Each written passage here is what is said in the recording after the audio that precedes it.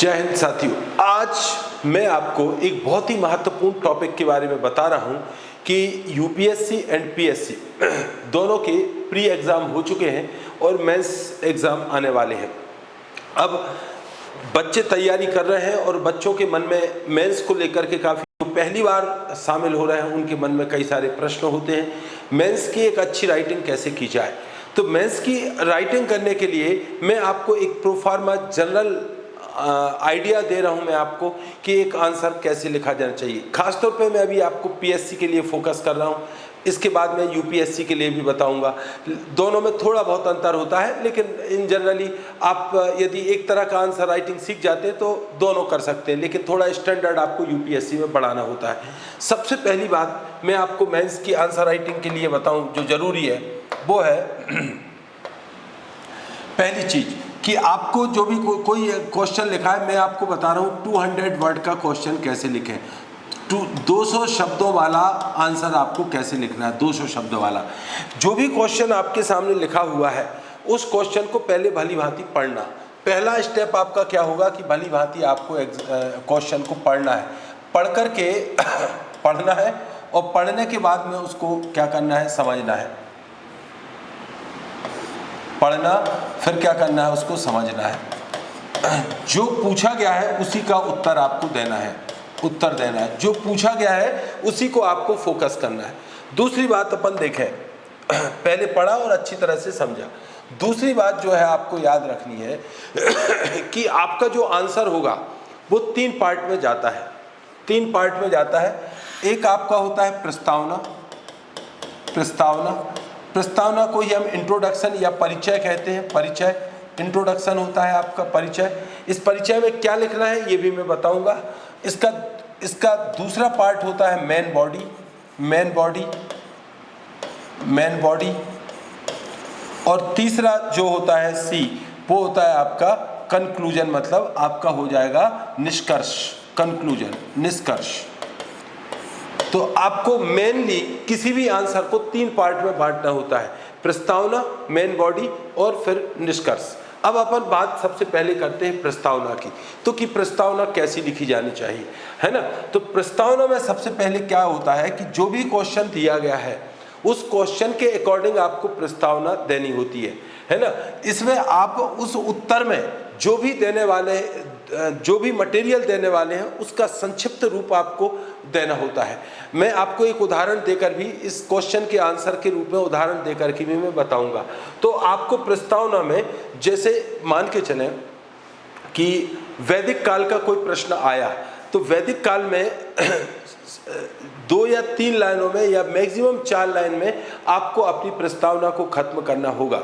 जैसे उत्तर वैदिक काल का प्रश्न आया कि उत्तर वैदिक काल की आर्थिक स्थिति को समझाइए, तो आर्थिक स्थिति को समझाने के लिए हम इसको कोरिलेटेड करेंगे ऋग्वैदिक काल से और प्रस्तावना को लिखेंगे। याद रखिएगा, प्रस्तावना कोई बंधी हुई नहीं रहेगी, बल्कि आपके मन में जो स्वाभाविक विचार और आपकी सोच आती है उसी पर आधारित आपको प्रस्तावना लिखना है ना। तो प्रस्तावना में फिर आप उसमें बताएंगे कि ऋग्वैदिक काल की तुलना में उत्तर वैदिक काल में अगर तुलनात्मक प्रश्न है तो आप तुलना वाला लिखेंगे, या उत्तर वैदिक काल में आप लिखोगे कि उत्तर वैदिक काल में कृषि साहित्य, जो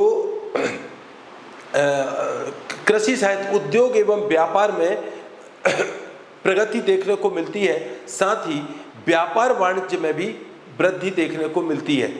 और याद रखिएगा, आर्यों के विस्तार, या आप लिख सकते हैं आर्यों के पूर्वी विस्तार के साथ ही अर्थव्यवस्था में एक बड़ा परिवर्तन आता है।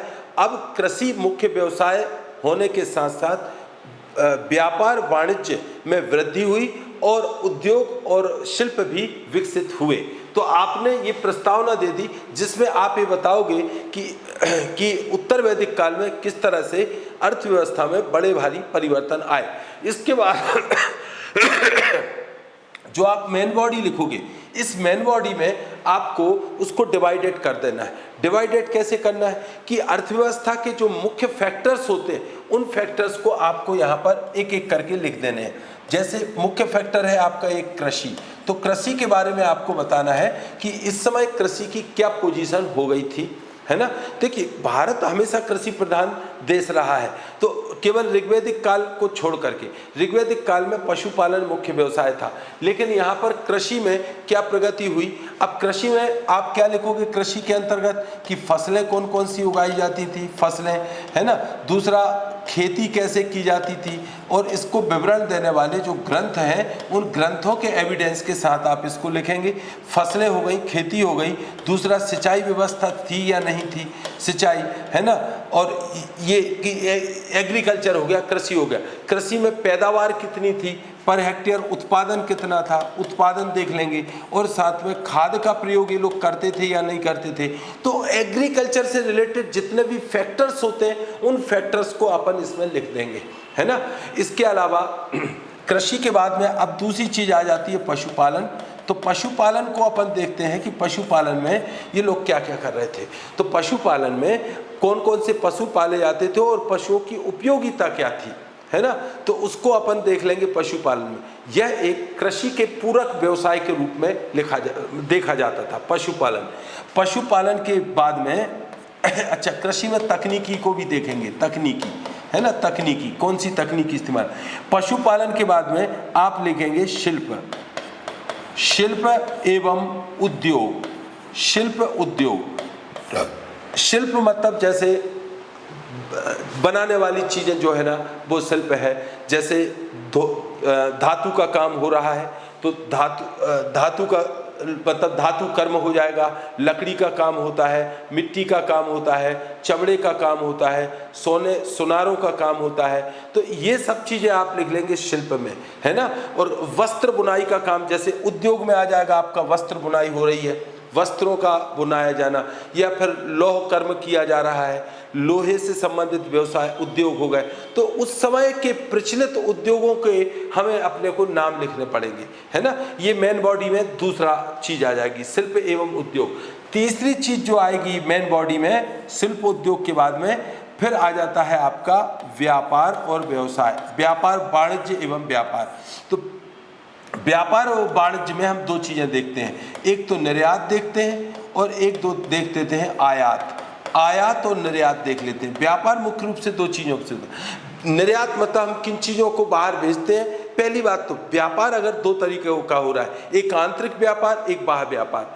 एक होता है आंतरिक व्यापार और एक होता है बाह्य व्यापार। बाह्य व्यापार, अब देखो आंतरिक व्यापार तो इंटरनल है, बाह्य व्यापार की दो चीजें होती हैं आपकी, एक निर्यात होता है, एक आयात होता है ना। तो निर्यात में कौन सी चीजों का हम निर्यात कर रहे हैं, कौन सी चीजें बुला रहे हैं। दूसरा एक चीज व्यापार में देखा जाएगा कि इसमें परिवहन के कौन कौन से साधन है, परिवहन के कौन कौन से साधन है।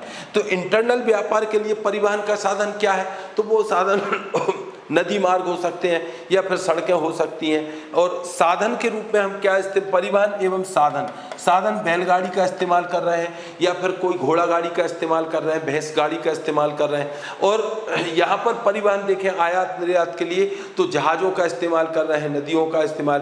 तो नदी जब बताओगे आप तो आप जहाज बताओगे, जहाज बताओगे तो फिर बंदरगाह भी बताने पड़ेंगे आपको, बंदरगाह, तो बंदरगाह भी बताओगे आप कि कौन कौन से निर्यातक बंदरगाह, आयात के लिए कौन कौन से बंदरगाहों का इस्तेमाल किया जाता था। इसके अलावा आप देखोगे कि मुद्रा, मुद्रा एक बहुत महत्वपूर्ण चीज है, मुद्रा के बिना व्यापार नहीं होता। तो मुद्रा थी या नहीं थी, थी तो कौन सी मुद्रा थी। इसके अलावा अगर मुद्रा नहीं थी तो वस्तु विनिमय प्रणाली से व्यापार होता था। इसके अलावा अगर आप देखें मुद्रा के अलावा कि एक चीज और है, वो है नाप तोल की माप, नाप तोल की माप। तो माप तोल से ये लोग परिचित थे या नहीं थे, ये चीज़ भी आपको उसमें देखनी पड़ेगी। यदि आप एंशिएंट हिस्ट्री का कोई क्वेश्चन आप लिख रहे हैं, जो क्वेश्चन मैंने आपको बताया उत्तर वैदिक काल में अर्थव्यवस्था, तो ये सब मिलकर के आपका क्या बन जाता है, व्यापार। तो आपने देखा कि कृषि है, पशुपालन है, शिल्प उद्योग है, व्यापार है, ये सब हेडिंग्स डाल करके आपका आंसर्स जो है ना वो एक सीक्वेंस में भी जाएगा, याद रखने में भी आपको दिक्कत नहीं होगी और एक बहुत अच्छा शानदार आंसर आपका तैयार हो जाएगा। शब्द सीमाओं का आपको ध्यान में रखना होगा। इसके अलावा मेन बॉडी में आपको अगर दो तीन चीज़ों की आप चीज़ें शामिल कर सकते हैं, वो बड़ी आंसर को बड़ा आकर्षक बनाती हैं। वो चीज़ें क्या है, आप एक तो फ्लो डायग्राम बनाएं। फ्लो डायग्राम, फ्लो डायग्राम क्या होते हैं, जिसमें आप साइड, जैसे मैंने ये फ्लो डायग्राम बनाया कि व्यापार हो गए दो टाइप के, एक हुआ आंतरिक, एक होगा बाह्य व्यापार। बाह्य व्यापार दो टाइप का होगा, आयात एवं निर्यात। आयात और निर्यात, आयात की वस्तु क्या है, निर्यात की वस्तु क्या है, बंदरगाह कौन कौन से हैं, तो ये फ्लो डायग्राम कहलाते हैं। तो फ्लो डायग्राम के अलावा फ्लो डायग्राम आप इस्तेमाल कर सकते हैं। दूसरी चीज़ आप मैप का इस्तेमाल कर सकते हैं। मैप का इस्तेमाल जैसे आपको फटाफट मैप बनाना चाहिए, जैसे भारत के व्यापार के संबंध में आप अगर कोई बात लिख रहे हैं तो आप वहाँ पर एक छोटा सा मैप बना करके और आप जो है पूरी जानकारी दे सकते हैं कि यहाँ पर बंदरगाह था, यहाँ पर बंदरगाह था, यहाँ पर बंदरगाह था, ये प्रमुख बंदरगाह आपने बता दिए, है ना। जैसे उज्जैन एक प्रमुख व्यापारिक स्थल था जहाँ उत्तर से दक्षिण, पूरब से पश्चिम जाने वाले मार्ग आपस में मिला करते थे, तो एक व्यापारिक केंद्र बन गया। तो इस तरह से आप अपनी बात को समझाने के लिए मैप का भी इस्तेमाल कर सकते हैं। मैप का एक बहुत अच्छा इम्पैक्ट जाता है ना। तो मैप से जो आंसर है आपका आकर्षक बनता है और आपके नॉलेज को भी बताता है कि आपको नॉलेज कितना है। इसके अलावा फिर जब आप निष्कर्ष लिखते हैं, निष्कर्ष थोड़ा सा आगे तक जाता है। निष्कर्ष में हमें क्या लिखना होगा, निष्कर्ष में आप बताओगे कि इस तरह से निष्कर्ष था। तो जब निष्कर्ष लिखोगे तो आप जिन शब्दों का इस्तेमाल करते हैं, निष्कर्षतः या फिर वस्तुतः या निष्कर्षतः, वस्तुतः, और आप लिख सकते हो इस तरह का भी इस्तेमाल करते हैं। तो ऐसे शब्दों से आप निष्कर्ष शुरू करेंगे, निष्कर्ष करेंगे, इस तरह आप बताओगे, कंक्लूड करोगे आंसर को कि इस तरह से। जैसे अपन अर्थव्यवस्था का उदाहरण ले रहे हैं तो आप बोलोगे कि जो है इस तरह उत्तर वैदिक काल में अर्थव्यवस्था जो है उन्नतिशील थी, प्रोग्रेसिव थी, और इसके ही परिणाम स्वरूप, देखना आप क्या आंसर में अपन क्या लिख रहे हैं, इस परिणाम स्वरूप, इसी के परिणाम स्वरूप आने वाले समय में जो है भारत में दूसरा नगरीकरण जैन और बौद्ध काल में हुआ।